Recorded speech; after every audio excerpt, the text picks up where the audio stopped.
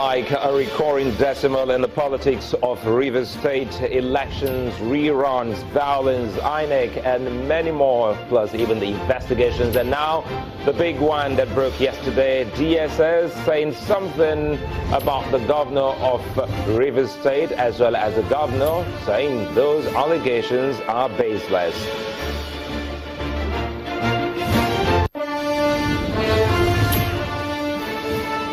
It is something many have been talking about. You blow the whistle and you make some money or get noticed by the government of the day. How well will this play out in our polity is something about the whistleblowing policy of the government in the fight against corruption.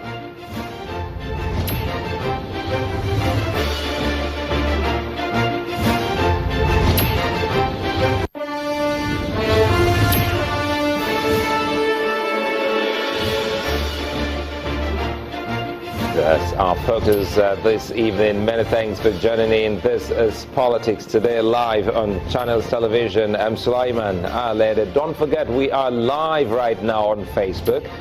You watch it, comment, and be part of the show.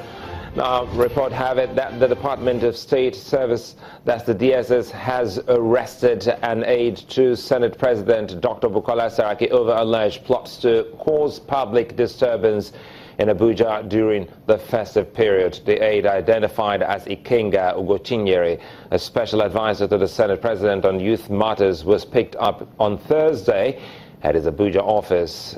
And of course, a source said the operatives arrived at the office in 4 unmarked Hilux trucks at around 2 a.m., broke into Ugochinyeri's office, carting away several documents, and arresting the aide himself. The DSS then barred access into the premises. And don't forget, before that, the office of the Senate President had also released a statement on that, saying that the DSS has every right to pursue its investigation. If they have anything on Ugochinyere, they should go ahead, as that office will not hinder them from investigation. But again, breaking this day is also the news coming in from Ekiti State, specifically from the government house, and the governor, Ayo Fayose of Ekiti State, has released what he calls 22 alarming prophecies for the year 2017 in his list of predictions released through his media aide Lere Olayinka and made available to journalists. Governor Fayose said, quote, "Fellow Nigerians, remember I predicted 20 things that will be experienced this year, 2016. Almost 90% of what the Holy Spirit led me to predict came to pass."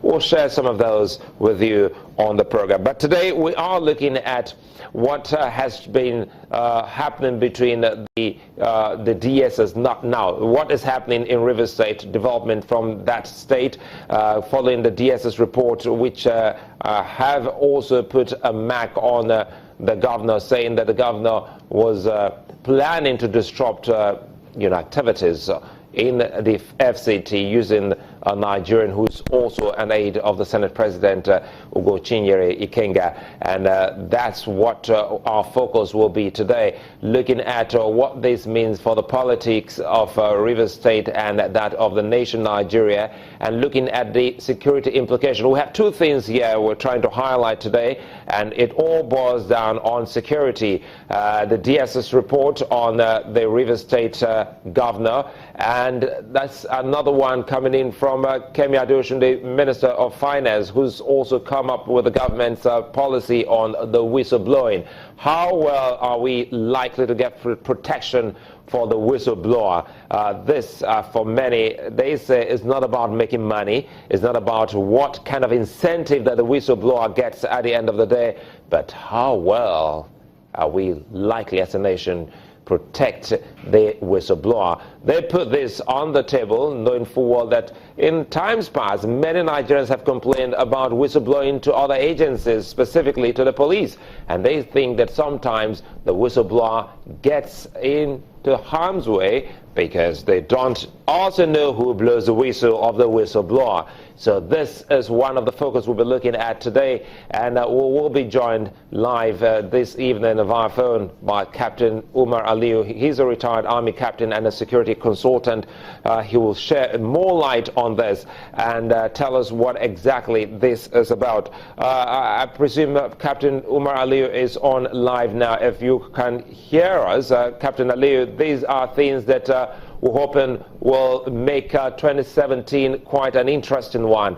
Okay, I understand that, well, we haven't been able to link him up on phone, but these are some of the things that many Nigerians would love to hear. Today, earlier in the day, we spoke about the legal implication of this on our breakfast program, Sunrise Daily, trying to highlight the legal implication of the whistleblowing policy which the government has brought before Nigerians, and how well this can also help in the fight against corruption. Specifically, many Nigerians are also thinking that this looks like a welcome development for the government of the day that has always said something about the fight against corruption. For many, they think if this is adequately and properly harnessed and put to run, it would have taken care of about 90% of the anti-corruption fight, leaving a paltry 10% out there in the public. But how well will the people keen into all of this, and how well the people can buy in, looking at safety and security of the whistleblower is one key thing here that many would want us to highlight. In moving forward, they also would want to look at Rivers State. Many had thought that after that election, the rerun election in Rivers State, following the 2015 election till this very day, all stories making the rounds about Rivers and its politics and the governor and a couple of other things would have been buried, but it seemed as if the state, Rivers State, and perhaps the DSS is still very much there on the table. But again, one of the things that we'll open that we'll also highlight in the course of the program is looking at the implication of that report. And many have also said that if this is anything to go by, the DSS definitely should move into action and see what they can actually bring to the fore. And that is why the government, I meant to say the office of the Senate President, is also saying that if this is true at all, we don't think that there is anything for us to have against Ugochinyere. Ugochinyere is just an aide of the Senate President, and specifically they just say, go ahead with the investigation. And these are some of the things we'll highlight in the course of the program.